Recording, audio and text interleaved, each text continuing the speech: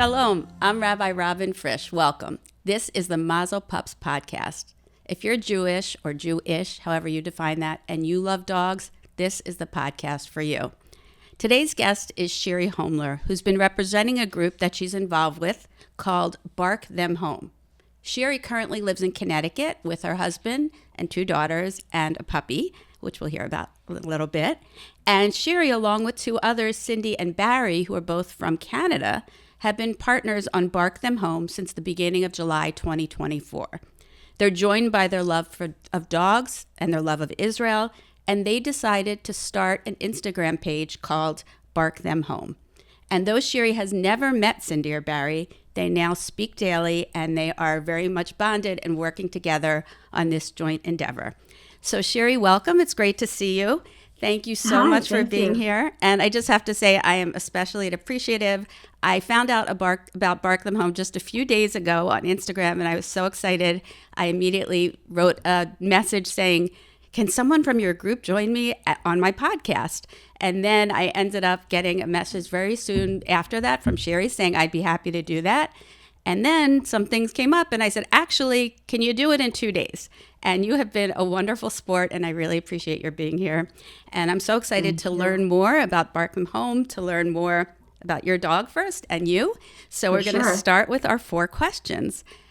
I announced in the introduction that you have a dog, so we all know the answer. But why don't you start, instead of my first of the 4 being, do you have a dog? What is the name of your dog?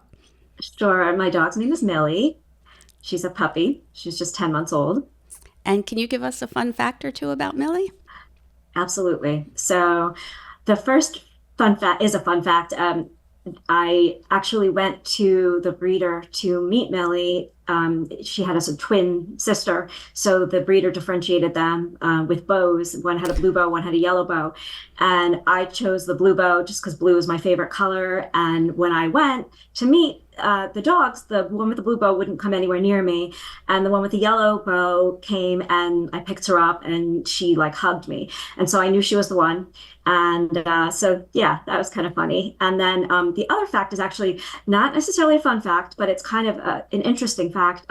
She was born on October 5th, just 2 days before the attack. So there's just an added meaning there for me. I have to say, I thought you were going to say you chose the one with the yellow bow, because I'm looking right now at the yellow ribbon that you're wearing, of course, representing the hostages. So, as we say in Yiddish, I think it was Bashert, you were meant to get that dog. And switching gears a little bit, what is it that you love about Judaism? I think first and foremost, I love the connectedness. I love that we all share such a common bond in so many different ways. And there's just something about being able to go anywhere, really almost anywhere in the world these days, and find a place where you can meet, like people and share common traditions. And what's your favorite Jewish holiday? So actually, my favorite holiday is Hanukkah. And I know it's not necessarily one of our more important ones, but I just love the whole story. I love the story of a small army overtaking a bigger, powerful army and saving the temple. I love the story of the miracle of the candles burning. So I also like seeing my kids' faces when I give them gifts. So. And that's a story we can hopefully get a lot of strength from right now, and absolutely see the Israeli soldiers and all the things that they do. Even though they might be a small army, they're mighty. So before we go on to discuss Bark Them Home in more detail, I want to find out a little bit about your past. Was Israel something that was always important to you when you grew up? Was Israel emphasized in your home? Yeah, so my father's actually Israeli, and by proxy, I have an Israeli passport. And so Israel's always been so important in my household. We've always celebrated the culture and had Israeli music playing. So always in my heart and my mind, for sure. So October 7th, obviously changed the world. You even mentioned getting your dog on October 5th, and that had an impact on you, just the fact that it was 2 days before October 7th, and you're very aware of that. If you can even articulate it, I know it's very difficult, but in what ways did October 7th change your life, even here in America? Honestly, it shattered me. It was like it felt like, and still feels like, a defining moment, almost like a turning point in my life. Um, and I think, like with so many others, it just made me want to feel even more connected and try and search for ways that I could help from where I was. And I felt a little helpless too, just being so far away from Israel. So yeah, so it was really important for me to search for meaning behind that. And I think the same is true for Cindy and Barry, that they just both, I mean, they both love dogs. And Barry was actually very interested in the whole aspect of there being so many orphaned dogs after 10/7. And was sort of looking for ways to try and help as well. And Cindy, same. So you found your people, people that you could do something meaningful with. And I did. why don't you tell us, what is Bark Them Home? Okay, so we wanted more than ever, really, to find a way to bring some attention to the canine unit of the IDF, which is called OCATS. OCATS actually means sting, for sting operation. It's very, very secret. Well, it was a very secret group at first, actually, when it came about. In the 70s, or it kind of came back because it was first, believe it or not, it had been around since the Haganah, and then it disbanded. And when it actually came back, it was because there were a series of attacks, and they felt that it was a really important thing to revive. And so once they did that, they actually kept it secret for like around 15 years or so, because they didn't want to cause any suffering to Holocaust survivors, seeing attack dogs and having the memories come back. So we wanted to call attention to these dogs, these heroes, who are often not really represented or reported on. And the dog unit itself has just played such an important role since 10/7 in things like recovery, recovery of bodies, things like searching bombs, finding the actual terrorists. I mean, these dogs have really put their lives on the line, as have their handlers. And so that was the first part. We really wanted to call attention to them. And then also we wanted to find a way to kind of find a safe and open forum for the hostage families, to communicate with us via their dogs. I mean, there are just so many dogs that were left behind, that are missing their, their family. So we wanted to put some attention on that as well. Just before we go on, I want to make sure everyone understands one thing. You refer to the Haganah. I'm not sure everybody knows what that is. Could you share what that is? It was a very small sort of army of people, really one of the first, before the creation of the State of Israel. So yeah, I mean, so it's just fascinating that it was there that early on. And yeah, I mean, it's an amazing unit. And I also just wanted to add, it may come up later as well, but we knew that they really, really needed the attention put on them, the focus. And so we also, our hope was to sort of raise some money, if possible, through the focus on OCATS, because to begin with, they're actually a small group of people, a very elite, very focused population. And they took a very, very hard hit, or have taken a very hard hit since 10/7. So they need more dogs. They need more handlers. They need more, equipment for training. It also, I mean, as part of OCATS, they also have a unit where they they help soldiers with PTSD. And they also have like a dedicated veterinarian there, an office to take care of injuries. And so there's so many aspects, and they really they're hurting. So we wanted to help. And I think it's so wonderful that you're bringing attention to them. I have to admit, until probably November, December, I'd never heard of the OCATS unit.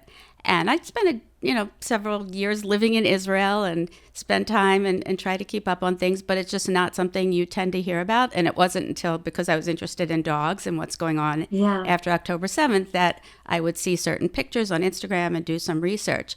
So I think it's so wonderful that the three of you are bringing attention to a unit that still, even though now it is public, it's not hidden, Hmm. but it's Yeah. still not known about by most people. And, as you mentioned, Right. the young adults who put their lives at great risk by choosing to be in this unit and taking the risks that go with that, and the dogs who aren't given the choice but who are doing something so important for their country. And so let me ask you, unfortunately, in war, both people and in this case dogs don't always live, and sometimes they're killed in war and really tragic circumstances sometimes. So what happens to these dogs if they are killed? They're actually buried. There's a new cemetery actually that I can't remember how recent, but there is a new cemetery that was opened for them, and I think they've always been burying the dogs with so much respect. Funeral, they speak, people speak. There's a beautiful statue of an officer with a dog, and beautiful epitaph that makes sure to point out that here lies a soldier, and that's just what a beautiful thing. I mean, they're soldiers. They're every bit as much a soldier as any other soldier in what they do and what kind of risks they take. And so yeah, so it's really beautiful. And for those who are fortunate and survive, which is obviously the circumstance we would want, they are dogs who are used to fighting. They're dogs who are used to being in very intense circumstances. Do the soldiers who work with the dogs have the option to keep those dogs, or do they go somewhere else? Yeah, so from my understanding, there is an option to keep the dogs if they're retired from the service. And actually, it's something I'm not entirely certain of, but I don't know whether the officer himself needs to be retired in Mm. order to keep the dog. I'm really not sure of that, but I do know that there is an opportunity once the dog is no longer working to be adopted. And I'm sure they're treated very, very well. I'm sure. I'm sure. Yeah. And you had mentioned that for a number of years in Israel, they kept the unit secret because of, in particular, German Shepherds who were used during the Holocaust in a very cruel way Right. against Jews, and the greater PTSD that could bring up with people. I know that it's actually not exactly German Shepherds, it's Belgian Malinois that are used in the OCATS unit. Can you tell us a little bit about why that particular breed was chosen and why they're the Sure. right breed for this? Yeah, absolutely. So they do look awfully similar, but they tend to be a bit smaller in size, still quite large and very strong, but they are a bit smaller, which makes it a bit easier for the soldiers if they need to carry a wounded animal, a wounded dog. They also have a lighter coat, and actually, it's more like the coloring of the coat than the actual texture. So the coloring, they have a lighter coloring, which helps prevent the heat them from getting heat stroke. Mm. Such an important like part of being out there doing what they do. So It's amazing what yeah. all the things that come into account in figuring out Oh, how to do this absolutely. and all the decisions that are made and really to keep the dogs and the soldiers as safe as possible and in the best situation as possible. So, as you mentioned, there's the other part of Bark Them Home, which also involves dogs, and it's the dogs of hostage families in particular. So, how did you come up with that part, and how does that play into Bark Them Home? Um, I think it was very important for us to feel like we were including the families in some way. And I think that, while we have a large focus on OCATs, ultimately our idea was to sort of bring um, dogs into the mix, in different ways as they have been affected by 10/7, because dogs in so many different scenarios have also been affected. So we just thought that perhaps this could provide a medium for either for families to share, or even just a medium for us to share their pets. And, there was something about that. I think we all feel feel that dogs, animals in general, give us an opportunity to express ourselves in ways that we might not otherwise be able to. There's just, I think we kind of, it allows us to let our guard down. And it's so important right now for people to express themselves in different ways. And it's slightly tangential, but while I'm on that subject, just, people will respond to posts of ours with just like, a paw print. And it's just amazing how much just that little paw print means. Like we all get it. We all understand. It's just like a way of saying like, oh, we're thinking of them and, we love dogs too. And so yeah, so I think there is, while there may not be like a direct connectedness in terms of the families being connected with all cats in any way, it's sort of just the idea of dogs and their connection to 10-7, it just kind of ended up coming full circle. I love that. And I think for those of us who love dogs, seeing the dogs attracts our attention. And then we're going to read more about the hostage and we're going to read more about the OKITS unit. And it Exactly. brings people in through something, through a common love that they share with the hostages and with these soldiers. I have to tell you, we spoke yesterday afternoon, and afterwards I saw an article last night that someone was had been saying to some of the hostages' families, you need to start sharing different stories. Everyone's hearing the same stories. And their response was, Yeah. after 300 days, there haven't been stories lately. We haven't seen them in so long. We're sharing what we can and what we remember. And what you're doing, I think, in many ways is supplementing that by showing a different side of these people. Not that we should need that, but it's another way to Right. connect to them. And for those who love dogs, think, oh, we share that in common. And it just, again, embraces that sense of a common humanity that we share with them. Yeah, no, I certainly hope so. And, I don't, at this point, and we're still very new, so I don't really have a sense in terms of like the impact we've made, if we've actually, if any of the hostage families have seen our account or seen us posting their dogs.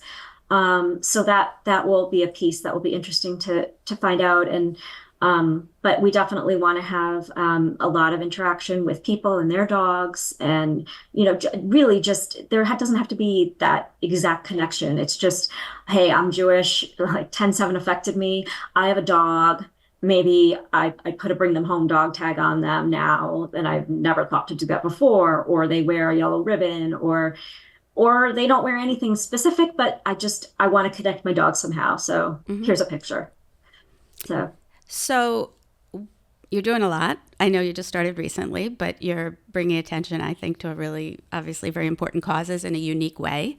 And I want to ask, what's the most rewarding part of Bark Them Home? yeah, I mean, I think it is just sort of seeing so many people connect through our stories, and things we post are not always, most of the time, they're not happy. We're calling attention to, um, the dog casualties, soldier casualties, but we're respecting them, and we're just like putting the thought in people's minds.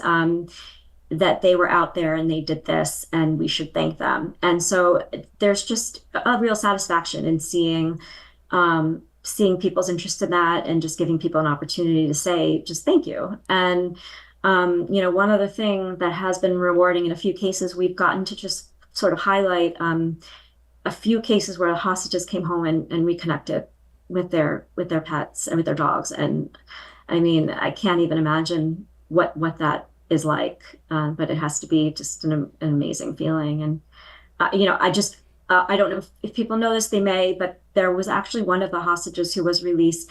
I wish I knew her name right now, but it was a young girl who was kidnapped with her dog. I think a lot of people probably do know now that had happened. And I think it's just miraculous that they both lived and they both survived this together. And I mean, a bond between a person and his or her dog is so special to begin with, but I can't imagine what like sharing that experience was like. And I hope they help each other heal. I mean, I hope the dog, I'm sure the dog provides that support for this lovely young girl who I'm so happy for. And so it's a mixed bag, but in general, I think just seeing people's engagement and hopefully knowing that, we're helping people express a feeling that maybe they wouldn't otherwise know how to. And what's the hardest part of being part of it?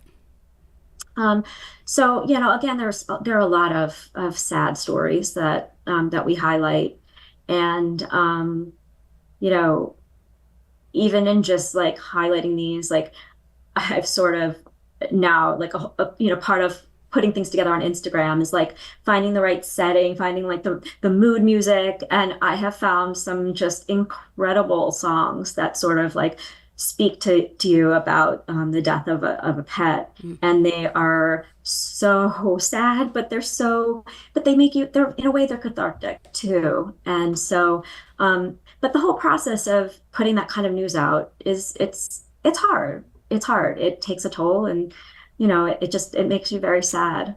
But I also think we've all unfortunately been a little hardened. I mean, not in the sense that we aren't thinking about everything like all the time, but just that something that might have made us cry really hard at first, pre-10-7 might now, we just might have a different reaction because you can only cry so much, and yeah. Actually, I have to say one angle you've really made me think about is we think about humans losing their pets, and we obviously live much longer than they do, and even in our society where we're, God willing, we're still safe.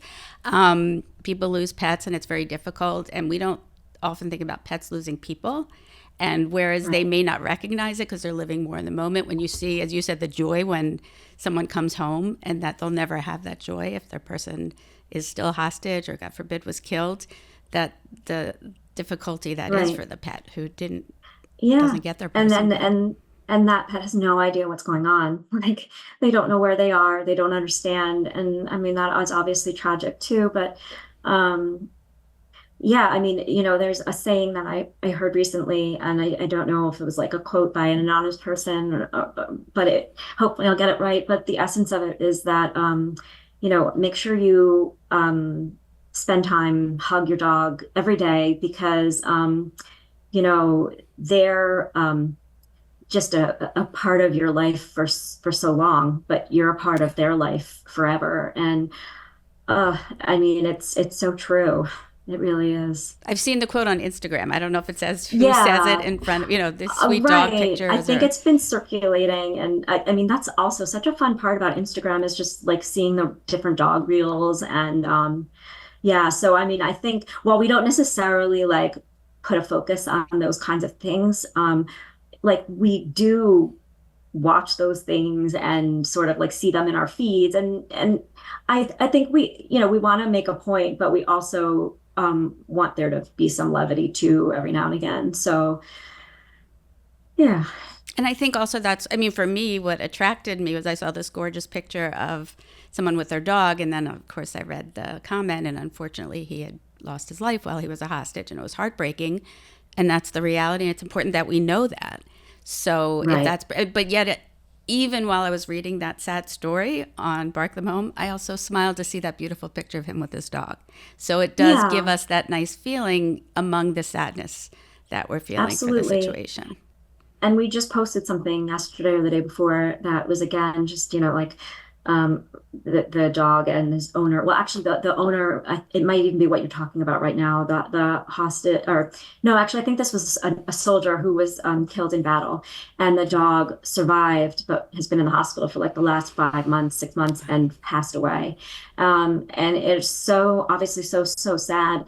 But in the comments, people were saying things like they're going to be together now, and it's so lovely. I mean, just the thought is, whether you really believe it or not, it's a nice thought to have. And like they're bonded together in such an incredible way, and it takes such a special person too to do that. I mean, the training they go through is really as rigorous, and like they're really very specialized. Like I think that in the time of the Haganah, when the group first started, there were like 11 people, like 11 soldiers. Um, and it's still a fairly small unit, but I think, it's probably like more like 8 times that size now, something like 8 to 10 times that size. And, but that, I mean, that's such a Yeah. small amount. And so, yeah. So, is there anything else you want to share with us? Um, so, well, I guess I did want to sort of just say, just so people know, we're not in any way affiliated with OCATs. And we're hoping through this endeavor that we'll connect with them on a more personal level. But, they're obviously busy. There's a lot going on. And so I don't know when that may happen or if that may happen. But in the meantime, like I said before, there's such an incredible need for them to have the ability to purchase new dogs and to have all the supplies they need. And so on our Instagram account, which is called Bark Them Home, there is a link on there to donate money through the OCATS Foundation. And, hopefully people are touched by that and can donate. And if you can't donate, just come and check out our page and look through our posts. And if you love dogs, just, connect with us. And share. Hopefully people can share and share pictures, share. Get the word out. They can help you get the word out through their own Instagram feeds. Is there anything else people can do to help Bark Them Home to get the word out? I think mainly it's just sharing, like really just sharing our posts, sharing the pages. Maybe bring it up in conversation. You never know whose interest you might attract that way. But I think we're just we want to be a way to speak to people out there, speak to dog lovers, and find that connectedness. So, just connect with us. I think that'll go a long way. And follow you, and obviously comment, because that helps the algorithms and all of those things, which I still don't understand. But I do want to say that I will have within the show notes the Bark Them Home, which is Bark Them Home, but I will include that so people can find you easily. Also, the link to OCATS. You can make donations, I know, on their page, and you can learn a lot on their page about them. So I encourage people, as you do, to check out OCATS and the work that they're doing. It's really amazing. And I just want to thank you so much for what you're doing. As I said to you personally before the podcast, when we spoke yesterday, like when I first saw Bark Them Home, like, this is like a Mazel Pups dream. You are doing such wonderful work and bringing dogs into it. So certainly from the Mazel Pups perspective, anything I can do, we will continue to share your posts and encourage people to join, which I do now. And I'm just so grateful to you for taking the time to talk to us, and hope that we, anything I can do to spread the word, as I said, about Bark Them Home and the terrific things that you're doing. And I'm just really looking forward to see where it's going to go and how it grows. And hopefully there will be no need. Hopefully all the hostages will be home soon. But unfortunately, there's a lot going on, and there's definite need for what you're doing will continue, I'm sure.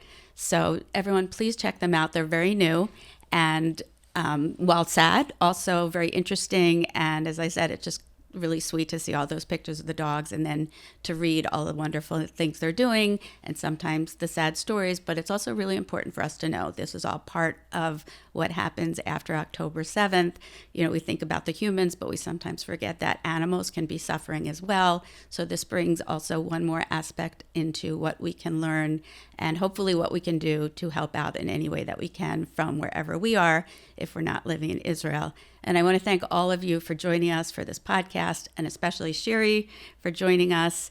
And best of luck. And again, we will do whatever we can to support you, and I hope that our listeners will as well.